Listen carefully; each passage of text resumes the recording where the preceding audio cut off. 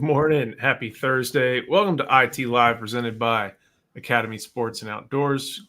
Got Justin Wells, got Ian Boyd, got me, Joe Cook. Good morning, everybody. Thanks for. Ian looks like he's in the room he grew up in. Is that the case? No, but it's decorated like the room that my brother-in-law grew up in.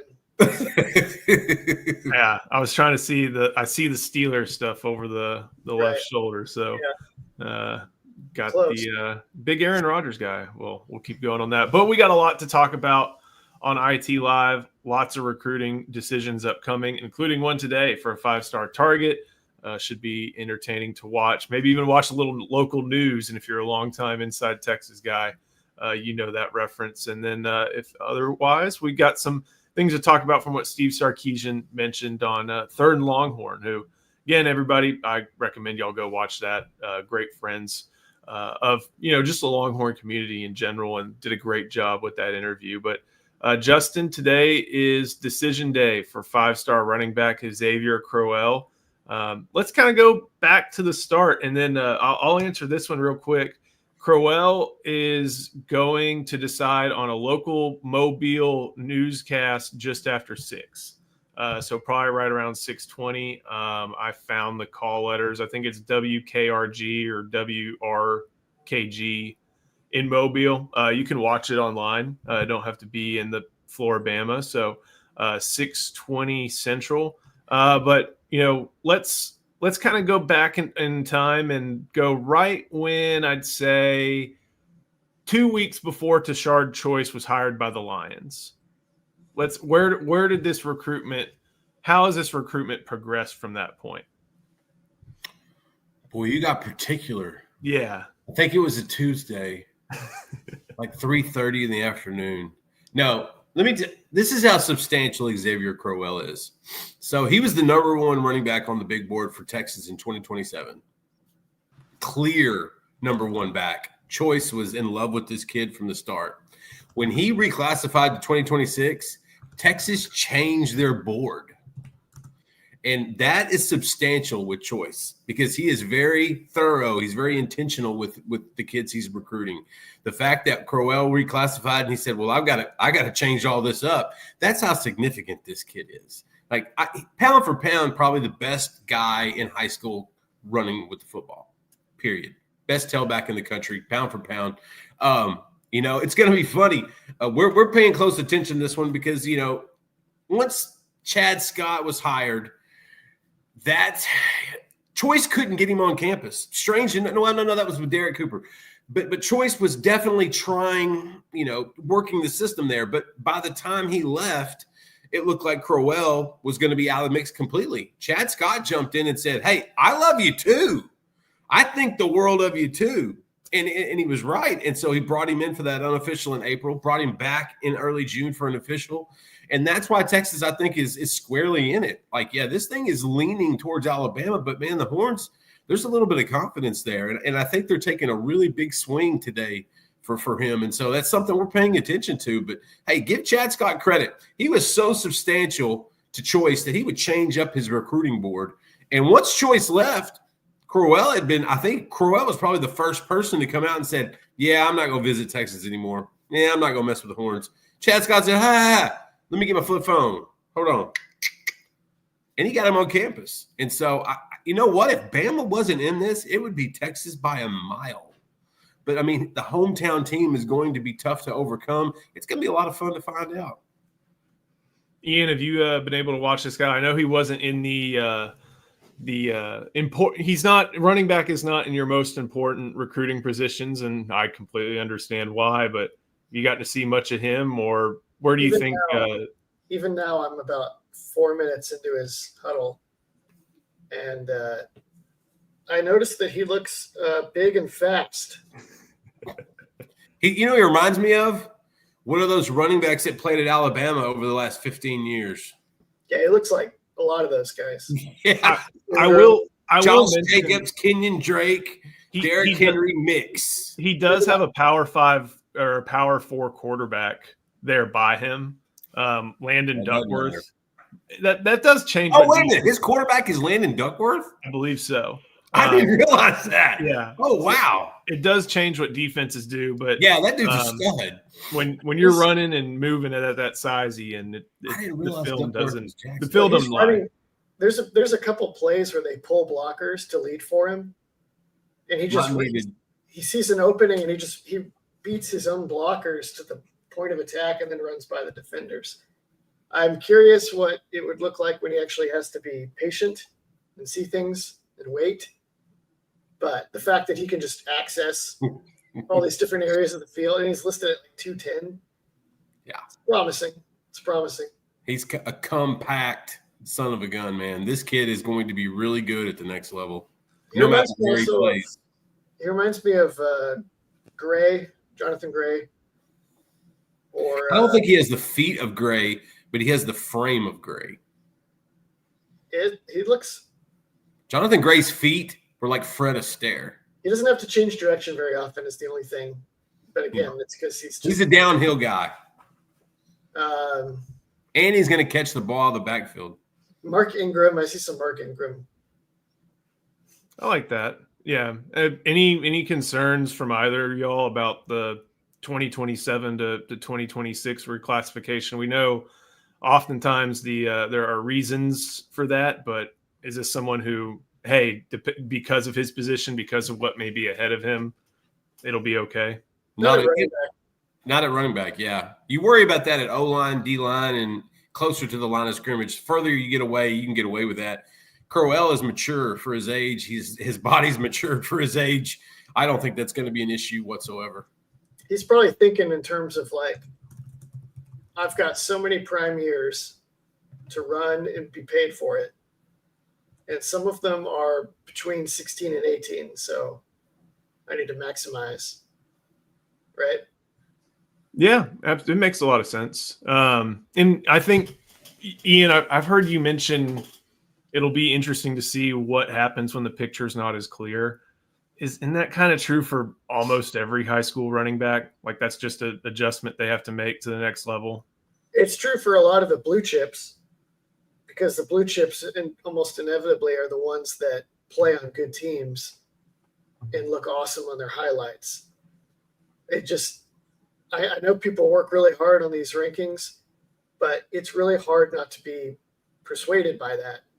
The guy who gets blocked for huge lanes and runs for a gazillion yards gets elevated over the dude that maybe runs for half as many yards behind a bad line. He's obviously on a very good team. I didn't realize his quarterback was Duckworth. That makes, if you're an opposing defense, your life is hell on that Friday. Justin, what were the, obviously Texas has Crowell at the top of the board, but KJ Edwards going to A&M. I think you had mentioned a few of the other options, and not to say that Texas is thrown in the towel, but who are some of those guys that Texas has kind of started talking to a little bit more after within the state of Texas?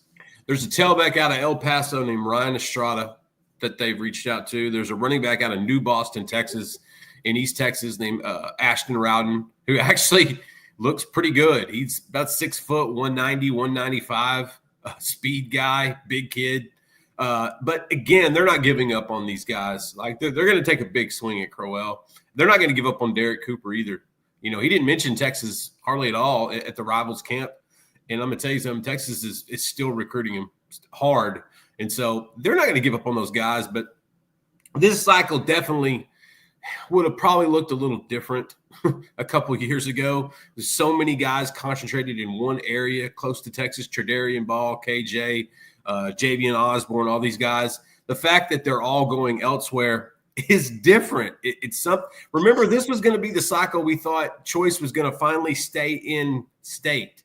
He was finally going to get his guys in state and not have to go to Georgia or Florida or Alabama for that case. But it changes. Things change on the whim. And so they got a couple guys they're looking at. There's a couple other ones they're going to reach out to. But I think they want a big kid. They want a home run hitter. And with Crowell, they're going to take the biggest swing. Because like I said, outside of Derek Cooper, I can't think of a guy more important at running back than this guy. And listen, Chad wants to get his guy. his first guy. Like, it's important to those coaches. It was big for Chris Jackson when he got Ryan Wingo. It was big for Kenny Baker. It's substantial when they get their first big guy. And I think that's the biggest thing Chad Scott's dealing with right now. And hey, Crowell's going to be a guy that they're going to keep swinging for. That's what you got to love about Sark. The kid could commit to Alabama this afternoon right after they found out it's going to be 97 degrees with 20% humidity. And Texas is still going to swing for him. If he picked Texas boys asking, can he come in and play early, or is it too deep? Yes, this is the type of guy that probably passes the freshmen that are on campus the day he arrives. And that's going to be a tall task. It's going to be tough. But this is the kind of kid you do this. He is special. Xavier Crowell is special. Anytime Tashard Choice completely rearranges his running back board because one kid reclassified, that's how substantial this kid is. Let me see if I can go through a few more. Jonathan Gray couldn't getting concussions. No, it was the Achilles. It was the Achilles. Yeah, he popped his Achilles twice. Right? Twice? I thought he had knee stuff. He had one Achilles. Yeah, and then the Achilles is the thing that hampered him because his feet. He had unbelievable feet. Once that Achilles hit, he was never the same. And I do think he had a concussion. I do think he had a number of injuries. Actually, I think it was a ton of injuries. I remember hanging out with his dad at the airport after, I want to say, one of the games, maybe Notre Dame or something, and his dad was just like, man, this kid's been beat up. And it's just the way it was. Justin, any insight on Chase Calicut in Georgia? This seems like a case where there are some Georgia influences, but it also seems like a case where Chase is just having a whole lot of fun and keeping everything close to the vest as best he can. Yeah, Chase Calicut loves the process, and there's nothing wrong with that. He's having fun with it. If you're a Texas beat and you come around, he's going to throw up the hook'em. If you're a Georgia guy, he's going to be Bulldogs.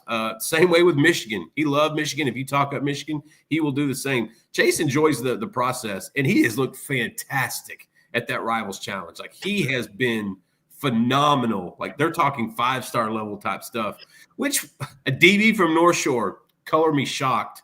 But Georgia came in here with hands. Now, a week ago, Georgia wasn't even in the mix hardly. They had hosted him for an OV, but he was looking more at Texas and Michigan. Now, Georgia has inserted themselves into this recruitment substantially. And so that one's going to be one we're watching really closely. Before we keep on going, got to show some love to our sponsor, and that is Academy. As soon as I can find the picture. In honor of your service and support for our country, Academy Sports and Outdoors is offering military and first responders 10% off your purchase, both in your local Academy Sports and Outdoors and online from April 27th through July 4th. Exclusions apply. Visit academy.com/discount for details. And, July 4th is around the corner, so make sure y'all get on that quickly. Again, thank you to – Let me there it is. Knock out Williams David real quick. Hold on. Let me grab one more thing. There we go. Yeah, I know which one you're talking about. Okay. I didn't want to leave my man hanging. Yeah, and Williams David, I'll get the football one a little bit later. But this one for recruiting, why do you think Texas has not recruited Davian Gross as a high school sophomore? Almost hit 1,000 and 1,000.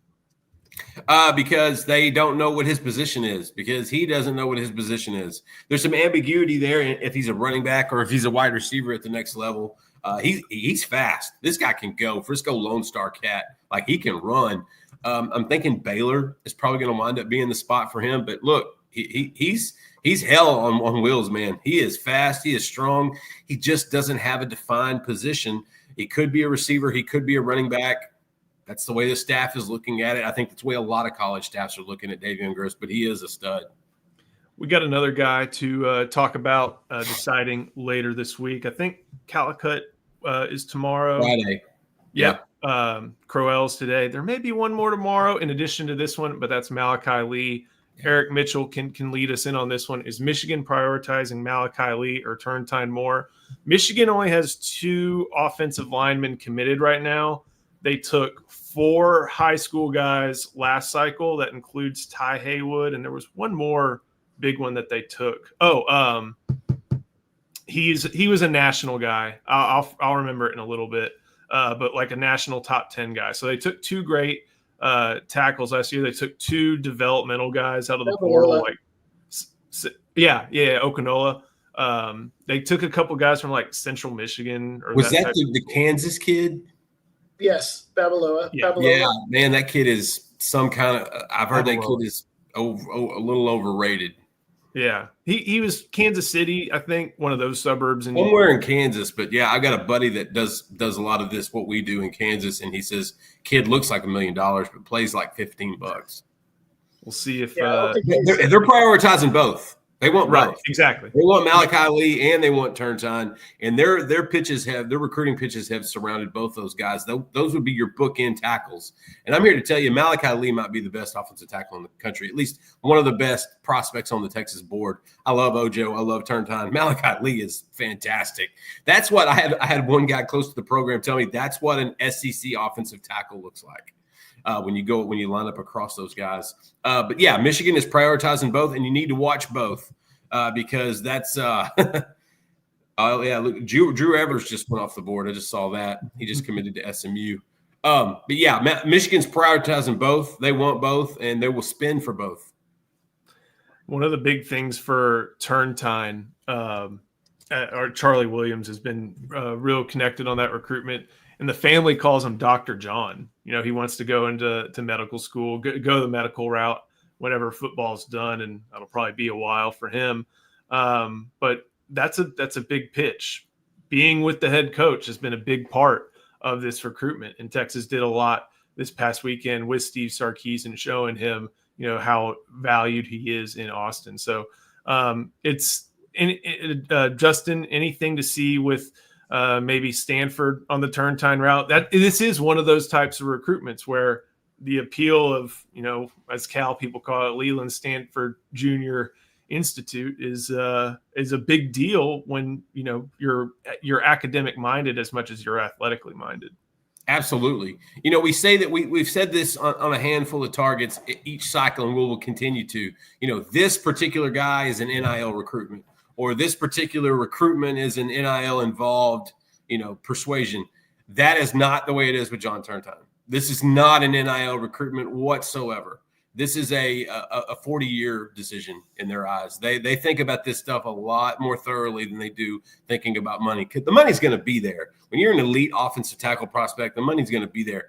They are not worried about the money. They are worried about setting their son up for success for the next 4 decades and seeing him happy. And don't forget, there's some family members in Austin. There's family around John Turntine in Austin, and so that's substantial as well. But these guys are looking for the best fit. They're not looking for the most money. There's a handful of these recruits we cover. They're NIL based. Look, they're great kids, but this is just the way it is. John Turntine is the opposite. This guy is looking for the right place. The money will just come when it comes. On the Malachi Lee aspect, I kind of did a little bit more digging on that. I didn't know he went to a private school. I'm pretty sure that Kamehameha is a group of private schools out on the various islands. His offensive coordinator, this is one of the most interesting things I've ever seen. His offensive coordinator is a representative in the Hawaii state legislature. So I called the Hawaii state representative's office the other day. It's like, hello, is this representative so-and-so? It's like, and left a message, that type of thing. I've never done that. You know, I'm sure the FOA to figure out where he's going to commit before he does. Oh my gosh. But like, that's one of those things, you know, you see maybe like in small towns, you know, maybe the football coach is also the fire chief somehow, something like that. But remember Justice Terry was similar to that. His football coach was also his basketball coach, was also his assistant principal, and was also his counselor. But that's all in one building. Like, yeah. No, it's not on the political realm, you know, big thing. But yeah, Justice Terry, you talk about small town. Yeah, but Malachi Lee, that would happen in blue chips. That's exactly. Like goes to find somebody in some remote place, and then it's like Akeem Olajuwon. Did I talk to his teacher? I am his teacher. Not his principal. Tim Duncan's kid. Malachi Lee, it does seem like there's Michigan confidence, but I've looked around on 3 and Rivals a little bit, and no one seems to like.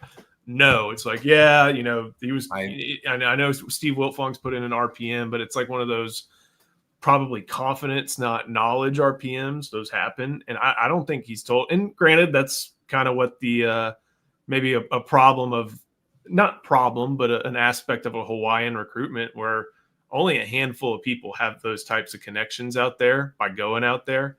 But what we know is that he's enjoyed every official visit, really enjoyed his Texas official visit, brought mom and dad with him. Texas was one of his, if not his very first offer. And there is not a better looking prospect physically in the country, maybe than Malachi Lee. So that'll be a fun one. Michigan yet? Yes. When? Wait, visited Michigan? Yeah. Yeah, he visited Michigan. He's visited going backward times. I think going like last week. Oh, that's a good time to do it. Yeah. Oh, are you doing the whole like Hawaiian in the cold, polar bear in Arlington, Texas thing? I mean, Hawaii. Sometimes I'm like, y'all are taking it a little too strong with the Michigan weather stuff. But Hawaii is a different kind of place. I agree. I want him to commit every morning and 90 every afternoon, every single day. I want him to commit just because, we've got to go out there and cover him if he commits. I mean, that's just being good. That's just smart. That's what we would need to do. So if he commits to Texas, I'll see y'all in a bit. You'll have to go see some games, right? I'm going to. I'm going to have to fly to Hawaii. Just, hey, I don't make the rules. It's just part of the job. I'm going. Let's see. Let me look at a calendar real quick to make sure there aren't going to be anybody until – yeah, everything else, 27th, 28th. I don't think anybody's on the 29th or 30th. So why are we talking about these kids doing it on July 4th? Like they don't have families. Like the families of the families covering this don't have families. Like the families that are covering of the families don't have families. Why are kids announcing on July 4th? That blows me away. It's almost as bad as Christmas. It's not as bad, almost as bad as Christmas. If you're a recruit and you commit on Christmas, buddy, I'm guessing it's because the family doesn't have work. And so the family's family can all come in, be there for the moment, things like that. And that shoot off green smoke, fireworks. Yeah. Leave a grandma in the archway. Golly, that nothing will ever top anything like that. We'll keep on going. We'll have let's get this started with a good question from Williams David again. What's your view on Jack injuries?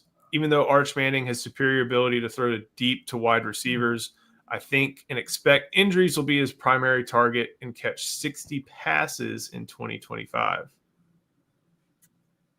Yeah, he could. If they wanted to do that, I don't think there's anything that would stop them. But I don't know if there's going to be enough targets to go around for him to get that high. I think he may be more in like the 40s or the 50s, like JT Sanders tended to be.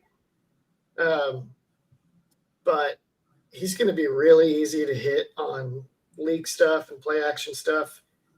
They want to spread him out and have him run little quick routes or even down the field. He can do that too. He's very skilled. The only hesitation I would have is that they have Ryan Wingo and DeAndre Moore and Emmett Mosley and maybe Parker Livingstone.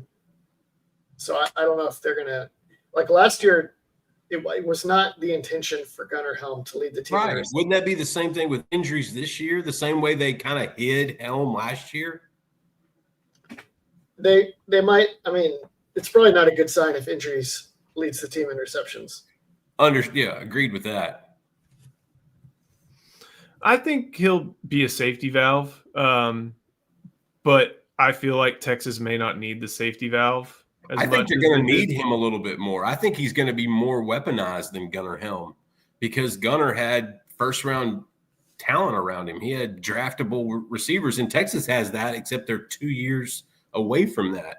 So injuries to me would be his year this year would be hey, let's make sure Wingo understand, these guys, Ryan played a whole year last year, but as a top target, he never was. And now right. I think with him and DeAndre Moore, injuries would help ease those guys into a natural rotation for Arch to get more comfortable. I think you could use injuries a little bit more than they did Helm last year. I think they're going to have to. There's no Matthew Golden. I hope they don't have to. They definitely could if you'd be up for it. Well, I think Sark will be picky. Remember when when Helm bursted out was against Michigan. Mm-hmm. Michigan wasn't paying attention to him. They were paying attention to the speed on the outside. And I think that's how Sark is going to use injuries. He's going to use him. I say hid Helm. They kind of did hide him in a way, in a sense. But in this year, this wide receiver room, it's just there's no Xavier Worthy. There's no Adonai Mitchell. Until those guys assert themselves as top dogs, I think injuries would be a guy against Ohio State. I could see this guy catching 5 balls for a touchdown and Ohio State going, man, we were paying attention to this or we were paying attention to that. Similar to Helm against Michigan last year. I think that's right, except I don't want to underestimate the pencil or overestimate the pencil. Matt Patricia, but it should be pretty obvious that injuries is a guy to look out for. Like he should be on some milk cartons in their game plan. Here's one thing about the tight end dynamic that we missed last year. 2023, if they went 2 tight ends as they did often, then you would see Helm attached and Sanders as the move piece. And that allowed Sanders to maybe be offset, maybe even split out, make it look like 3 wide receivers. Right. It would mess with teams' personnel. Last year, Helm was detached again, but then it was Juan Davis. And Juan Davis had like 5 catches or something like that. Like Juan was not the threat Jatavian Sanders was. This year, injuries can probably do the single tight end stuff by himself, but he's probably going to be that move piece more often. And you can put Jordan Washington, or you can switch him up. Maybe who knows what happens. But I feel like that the moving tight end, the one you see go in motion, is going to be a little bit more of a weapon this year as compared to last year. Does that seem like a fair estimation? Yeah. I'm trying to think of how if they threw to Sanders very often as the move guy in 2023. But that's definitely what injuries will be. Right. Because last year it was either Juan Davis or Amari Niblack, and that worked. That didn't do anything. So they didn't bother with it very much. Juan Davis was more like a fullback. He was more of a Kyle Juszczyk than a JT Sanders. Yeah, the H tight end is going to be someone they can throw the football to, and that wasn't the case as much this past year.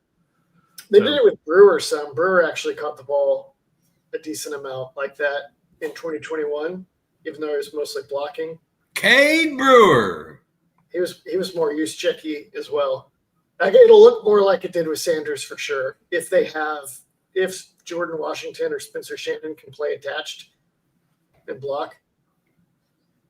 They just need somebody to be good at that. It may be totally different. They may play with like 2 H types and play like Amari Winston in injuries and not have either of them block attached that much, but just like be there.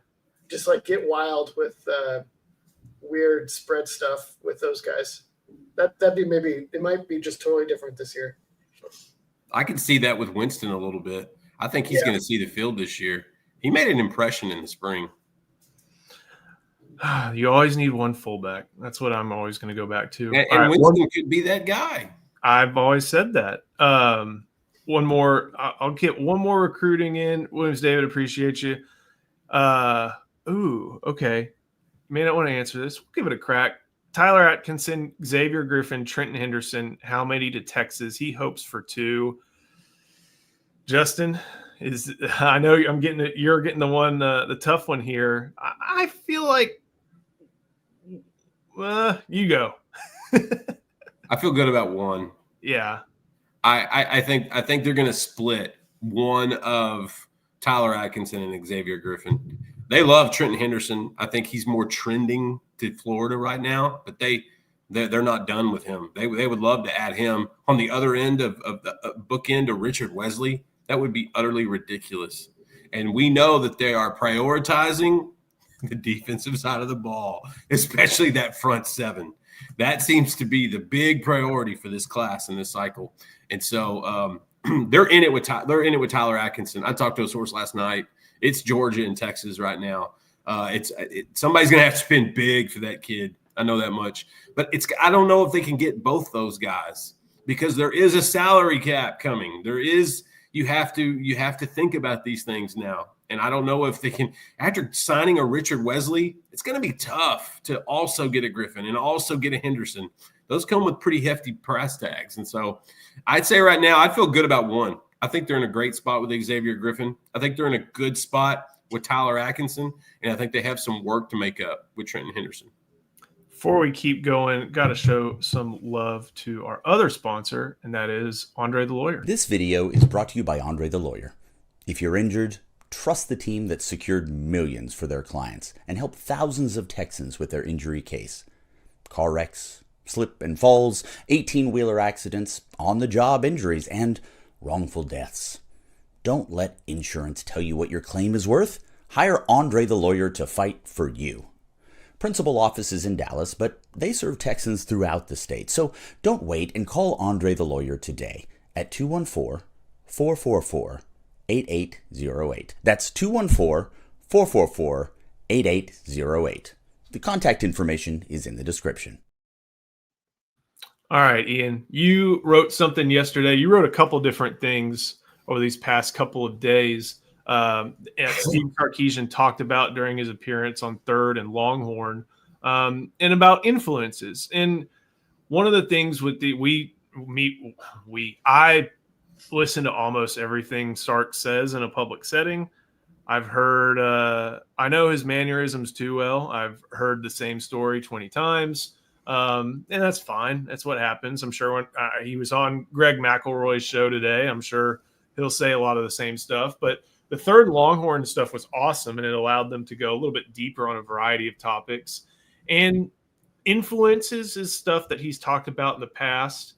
And he went over some of the offensive influences that he had. I think that's where we need to start. And there's a common start place that Sark identified, and you did too, for a lot of Sark, not just Sarkisian, but a lot of his influences. BYU, you're referring to BYU? Correct. BYU is crazy, man, because they were like way ahead of everybody else in throwing the ball around. I mean, I think if you go way back in football in like the 50s or something, people were throwing the ball around and then they stopped. But BYU did it for a long time, and they had Norm Chow as the offensive coordinator for forever. And Norm Chow's proteges were like Steve Sarkisian, Lane Kiffin.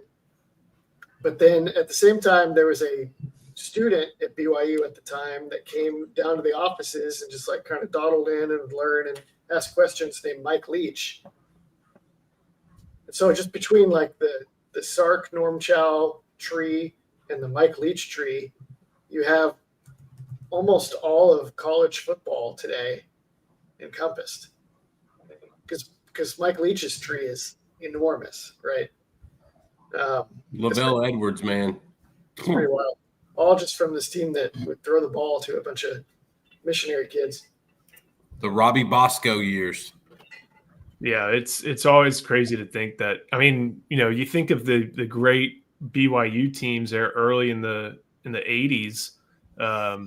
They were just passing it in a way when, OU and Texas, I think, had gone to I formation at that point, but Nebraska and Alabama were still running the bone. So 80s football had some real, and then 90s football also had some real, just full opposite ends of the spectrum. But he talks, as he normally does, about Mike Shanahan, Kyle Shanahan, Andy Reid, Sean McVay, all those guys who have helped influence him, Shanahan kind of being one of them. But the real interesting thing I thought, and that you touch on, is defense and how that helped him not only as a play caller, but as a head coach. And, when you are a head coach, you're not the head coach of offense. You're the head coach of the football team. You got to understand how to do you have to understand what's going on every side. And I don't know if he told the story on Third and Longhorn, but he did mention that back when he was I think it was either with the Raiders or maybe when he was at USC. The first person that really taught him about defense was Monty Kiffin, and Monty Kiffin brought about one of the more bedrock foundational schemes of the modern football. Yeah, Monty Kiffin was one of the originators of the Tampa 2 defense that was dominating football in like the late 90s and into the aughts. People remember there was the Tampa Bay team that did it. Baltimore. That won a Super Bowl with Gruden. I don't know if Baltimore did it as much. Theirs was more zone blitzing, but it was with Tampa 2 concepts. The Brian Urlacher Chicago Bears were another one of the big ones. And I think those were like the two. Lance Briggs. Yeah. I think those are the two most famous. Oh, the Indianapolis Colts today with Tony Dungy. When they paired that with Peyton Manning is when they finally started to break through and win some Super Bowls. But Monty Kiffin was like the originator of that. And then people should know Kiffin, that's Lane's daddy. Lane went a different direction to offense. But yeah, Sark talked about that. He gave a long soliloquy to Monty Kiffin, who passed away shortly before SEC Media Days last year. And Sark gave a little soliloquy to learning from Monty Kiffin and learning the Tampa 2, which was interesting because then Texas made Tampa 2 their like philosophy as a defense almost, and their third down strategy last year. So you gotta love Lane. You gotta love Lane rebelling. I mean, if that's not Lane Kiffin, I don't know what is. Raised in a defensive home, he's like, no, Dad, it's about offense. That's so Lane Kiffin. I think Lane would have been, because Monty made his big jump at like Western Kentucky, I think. And was that when, I guess, I don't know. I wonder if Lane and the player, who's that Florida State coach who was at Oregon, who was at Western? Mario Cristobal? Taggart. When Taggart was playing, maybe that was an influence. But either way, he talked a lot of Ian about just instead of trying to always fool defenses, he said and maybe I'm messing this up, so correct me if I'm wrong. Like, you're not trying to like constantly fool defenses. You're trying to utilize the rules that defenses have and then find ways to exploit them as a result. Yeah, he had this great quote, Sark did, where he said, sometimes the Longhorns will call plays, and he's like, the fans are like, why did you call that play? That play was never going to work. It's like, well, we didn't call that play for it to work. We called that play so that we would see how the defense handled it, and it would tell us what they're doing and how to attack them, so that when we get to this key play in the third quarter, or when we set up the next play in the series, we're going to get them. And we're going to kind of like in poker, where you wait until you have the right hand, and then you try to win as many chips as you can when you have the right hand. Sark's trying to like figure out the defense's tells, right, and then take them all in and burn them bad once he has them pegged. And some play calls are setups for stuff in the second half. Yep. And Sark is analytical enough to think ahead, and I think that's one of the things he's really good at. It's show your hand a few times to see what the defense is going to do. So when you do set them up in the fourth quarter, that's how you burn them. Justin, you're going to love this. You know who used to do that all the time and would call like sort of vanilla-looking plays early and then just torch teams late when he knew what he was getting? If you say Barry Switzer, I'm logging off. Greg Davis. Oh, Greg Davis. Greg Davis would have it. The GOAT. He'd have it dialed up on like Tuesday, but then he would run a simple play in the game just to make sure. Yes. And then everybody would be like, freaking Greg Davis, the worst in the world. Yeah. Up in the booth, he's like, we got him. Dude. Greg is people want to say Mac Brown and Vince Young. No. Greg Davis was the reason for that success, the architect of those great Texas teams. Greg Davis does not get enough credit. Thank you, Ian, for bringing that name into my ears today. Matt Brown would just like give him all sorts of crazy talented players, just like whatever the best players in Texas, and then you just shove them all in a room with Greg and say, "Hey, Davis, I need you to figure this out for me." And then Greg Davis would have to design the offense every year around like totally different players. The author of the Texas offensive record books is Greg Davis. Yes, sir. Yes, sir. And yes, sir. And I think Sark's going to rewrite it eventually. But any big offensive production, maybe outside running back, came pretty much primarily from Greg Davis. So one of the things that I think I have that quote highlighted. We're running that play for the next play to work, or I'm running that play in the third quarter. And one thing that this just came to me thinking about it is, you see the coaches on the sideline holding the menu, holding their play sheet. Everybody's got a different system. If it was Mike Leach, heck, even if it's this is great video. Heck, even if it was Lincoln Riley, it was about this big. He had all his plays right there. They're about 15 plays. And one of the cool things that those Leach guys know is like, okay, we're running mesh. And then they'd watch mesh happen. And they're like, okay, that's how it worked. Whereas Sark, what he's doing, he's got something that looks a little bit more like piece of paper size, that type of regular thing. If you ever, I would recommend people look up what a play sheet looks like, because it's got, timeouts left, each team, quarters, marking things off, like very basic stuff, so you don't forget, like, I have 3 timeouts left. It is the fourth quarter. Look up, see the clock. It's got an example one I've seen before has, let's see, Ian, what are like the categories? Standard down, full field, standard down run, full field, standard down pass, full field, play action pass, full field, and then some situationals like tight run, 30-yard in run, red zone, goal line, specialties. Something kind of like that.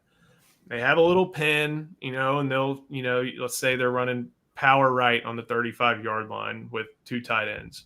All right, we ran power right on the 35-yard line with 2 tight ends. They'll knock it off. And I don't think they record everything. Somebody else in the box is saying like, they ran right, 5 yards, this and this.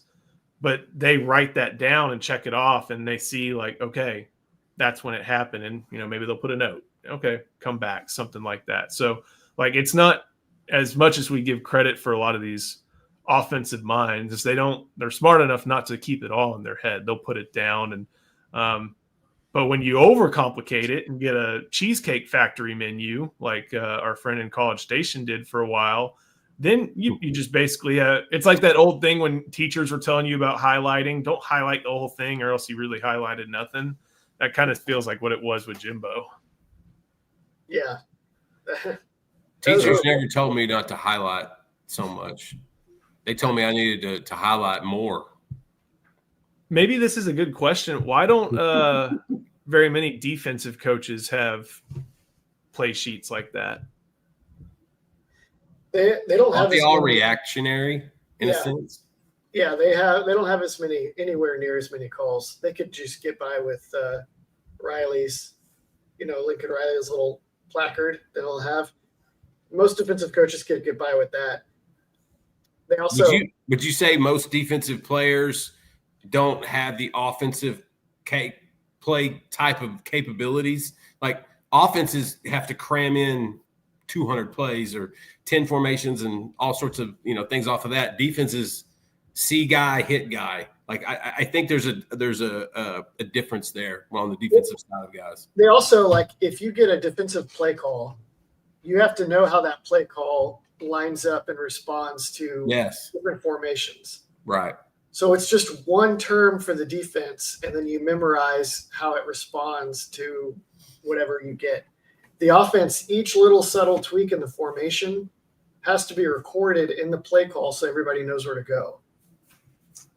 Yeah, defense is just like 3 or 4 words for a play call because you already have the guys. You don't out want there them thinking out there, guys. Yeah, you do not want defensive players thinking. You know, you don't need to say anything about. Yeah, like you mentioned, you're reading, you're not dictating. The way the offense works, they'll have a long play call, but the reason it's so long is that each section tells each group what to do. Yes. Mm-hmm. Like there's a section that's the protection, and the offensive line ignores everything else. Yep. Doesn't matter. And they're like, oh, I play this protection, which has these rules. Okay, go. The receiver waits for his part that tells him which route he's running. He runs that route. It's actually – the long language actually can make it simpler for the players because then you just tell everybody. It's like when you're trying to coach a flag football team and you're like, you just do this. You just do this. You know, I'm trying to see. I learned that, don't call the play. Tell them where to go. Yes. Let me see if I can find a good one. I love Google. Okay. Wow. I found play number 8. Yeah, I was about to say that. Somebody posted a picture on Reddit of Peyton Manning's wrist thing, and the play 8. Oh, the simpler days. So kind of like this, he's got. All right, 20. This is a run play because it doesn't tell each of the receivers something to do. 26 stretch alt right. You know. And I think that what? Gosh. But I think there's a lot of different things. Like I remember I had a buddy of mine who played in like a very, very basic wing T thing. And like each number was a gap and it went toward like it would be like 32, 33. 35 dive means you go into that gap. 36 dive, go into the other side gap. Yep. Oh, yeah, that was play calling 101 in 7th and 8th grade as quarterback. Sark also talked a little bit on 3rd and Longhorn about some I know. Sorry. That's good stuff, Justin. So, Sark also talked a little bit about 3rd and Longhorn. And this went back a little bit to what we were talking about with rules and things like that, about how – and Ian, I'll let you explain why coaches hate going against defenses. Well, Sark does. Sark does against defensive players that don't know their own rules. Yeah, I thought that was kind of a revealing comment by Sark. So Sark, he talked about how he learned all these defensive rules for different systems from Pete Carroll and Nick Saban and Monty Kiffin. And they all taught him how defensive football works and what makes a great defense. And then he uses that, and his whole offensive philosophy is, I'm going to go attack how defenses teach their players. Right. I'm going to go force their players to do things that they've not been taught to do well. I'm going to break the rules. I'm going to find out who has too much on their plate. I'm going to hammer that guy, etc. But then because of that, Sark is like, I don't like it when the other team's defense just plays a bunch of defenses and they don't actually know their rules and what they're doing. Now, like a hurry up, no huddle. It's a backhanded dig is what it is. Well, a hurry up, no huddle spread coach would love to play a team that just throws a ton of garbage defenses out there because they're like, we're just going to run simple stuff and you're going to blow it and we're going to just mow you down. But Sark is not trying to like just run a ton of plays and get you that way. He's trying to control everything. He wants to control when he takes a lead. He wants to control the score. He wants to be able to run out the clock with the lead and know what runs he can call to burn clock and pick up some first downs. And when the defense is like just doing everything, you know you're going to burn them. You know they're going to screw up and you're going to score, but you can't control it. And Sark doesn't like that. I thought that was interesting. That gives you a lot of insight into just kind of how controlling he is over the offense with his play calls. And also, like, not to open a can of worms, but Steve Spurrier is like, if Arch Manning is so good, why'd they start Quinn Ewers all year? Well, because Sark had this tightly controlled offensive system that was geared around Quinn Ewers. And he thought Quinn Ewers. Spurrier knows that. Spurrier's just talking to talk. He's so irrelevant at this point if he's not on the golf course. Hey, don't talk about the head ball coach that way. I will definitely talk about the head ball coach because how many years has it been since he's been the head ball coach? 20, 15? 10. It's been a while. Sark is not. The truth is he knows, but he was bored having cocktails out on the golf course. I mean, Spurrier may have just done things very differently. But it just shows Sark. It's another reason why Sark is not like a transfer quarterback guy. He's like, no. I want to get them in here as freshmen. I want to redshirt them, and I want to indoctrinate them and turn them into my own personal joystick over multiple years before I let them go execute my call sheet,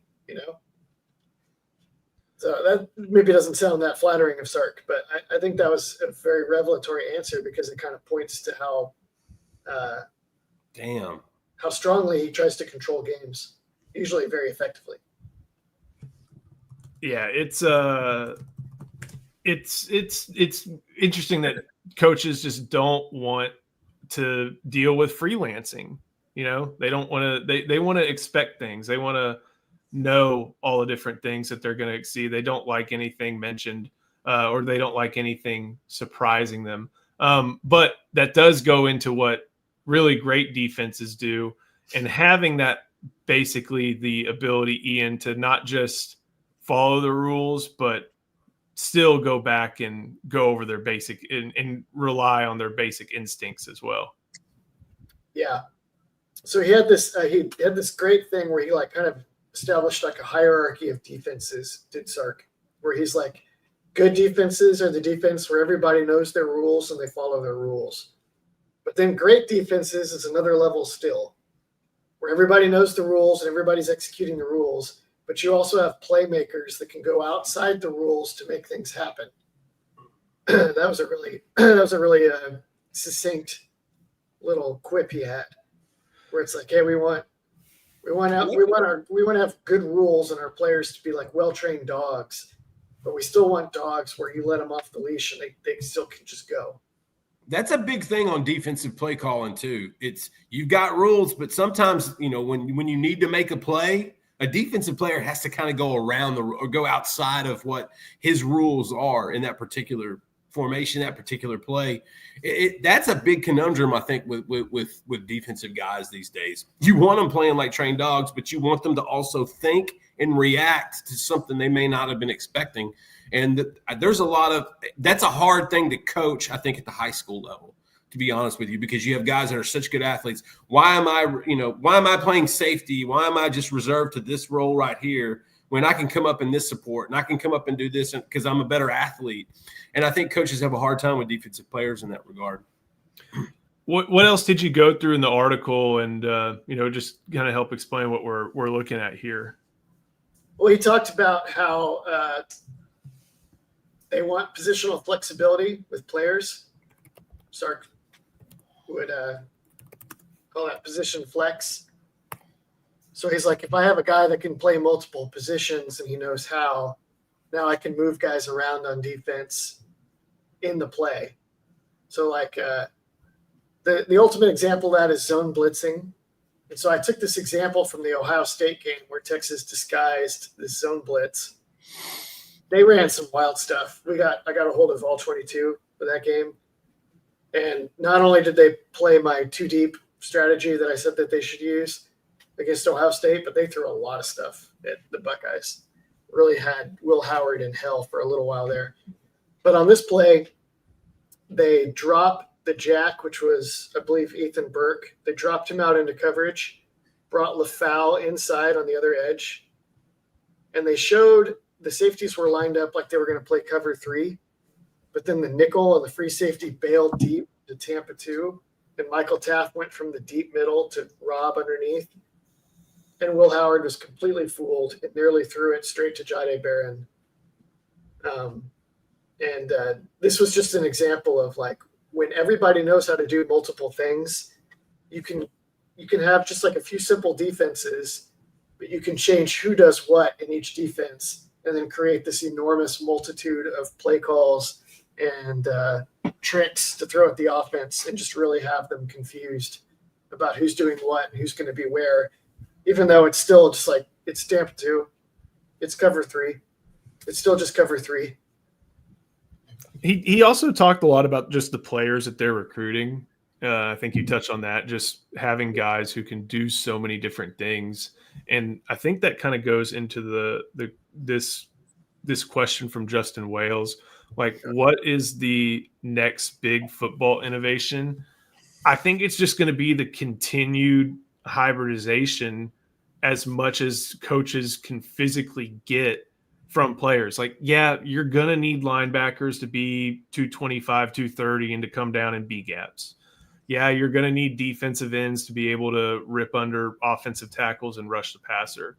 But like the more, and granted, this is very difficult, the more Jonah Williams you can put on a field, the crazier stuff that you can do. I feel like hybridization is the thing, because unless tackle rules just wildly change, I don't know what like formational things you're going to see defenses do considering the space that they have to cover. Right now, the game is so dominated by defensive disguise, both in coverage and blitz. So defenses kind of have the upper hand right now. I mean, you're seeing one of the adjustments that's ongoing is more and more offensive coaches are like, fine, let's just get a dual threat quarterback so we can punish these defenses and make them think about more. Yeah. See, like all the coaches that Sark mentioned that he's like taking after, how many of them are leaning more and more into just getting dual threat athletes to help them out? Like McDaniel or LaFleur. LaFleur got Jordan Love. Yep, Jordan Love. And then Sark, we've seen that with Sark. We've been writing about it this offseason. You got Arch Manning, who turns out to be quite the dual threat. KJ Lacey, Diabell, guys that kind of open up opportunities to spread and stress these defenses a little more. Just having a guy that's in the pocket, trying to see what the defense is doing and beating them from the pocket is getting really hard because of the same kind of blitz stuff that I just drew up and that Sark was bragging about what Texas is able to do on defense right now. Yeah. That same approach from Georgia ripped him up last year when he was the offensive play caller. And if you're, going to do the pocket thing, you have to have a good run game, because that is your run game. I mean, when Sark showed up, he was like, we have the passer and the runner. Now we're starting to call him the quarterback and the running back a little bit more. So gives it a little bit more variance. Couple of last questions before we get out of here. Does Ty Anthony Smith get in the rotation this year, maybe in some non-conference games? I think he's going to do more than that. He's going to do way more than that. Tell him, Ian. What? Where? That's on the defense. Yeah, but I mean, they have a lot of guys there. I know that they have two more. They have two guys there, and he's the third. Well, Brad Spence might have an argument for that too. It's going to be interesting there. But Ty Anthony, if he showed us one thing last year, it's that each game and each week he got better. He got a little bit bigger, a little bit stronger. There's going to come a point where you can't not have him on the field. He's that type of athlete, okay? He is that type of rangy, twitchy type kid, and he's only getting stronger and smarter. Ty Anthony Smith will be in the rotation. It won't be in just a non-conference manner. We know they use a lot of guys on defense to keep the reps low, to keep them fresh in the second half and the fourth quarter. I could see the exact same thing with the linebacker crew, similar to how they do the defensive line. Is he the backup, Will, to LaFau? Yes. Him or Spence, or him or Moore? I think, Moore. Yeah. I forgot about Moore. It's probably him or Moore. That's a good question. You know what? He'd be a great Sam. I think. Remember that role that Jelani McDonald played last year against the 12 personnel teams? If they're going to move Jelani all over the place, but I think you could get Smith on the field, have McDonald back at safety, also still drop him down, and then you have both those guys there. I think he could be a great Sam linebacker when they go into or Sam Star, that type of thing. When they're going to want to use somebody like Spence or Simmons for that, or one of the million good edges they have. I mean, at this point, you're playing in space a little bit more. I'm spitballing. Surely he's probably. I bet he's like a big part of the special teams. Yes, he gets in there a lot, and then next year he's potentially a starter, if definitely in the main rotation. Oh, he's starting next year when Anthony goes to the draft this offseason. Yeah, he's the starter. Couple more. Does Simmons get close to the sack record? It's 22, so they need to play like 17 games to get there, and then I'll think a little bit differently of it. But he's not getting 22 in 12 or 13 games unless he is the best defensive end that's ever played at Texas. Well, he might get 10 against Mateer, so that'll help. How do we pivot from that? We always have to get. This is how we pivot to it. There it is. We'll talk about on the deep dive a little bit later. Me and Paul gave our ideal SEC conference. Like if we could kick some people out and add some people in. We discussed what would be the top reason Texas does or doesn't win the national championship next year.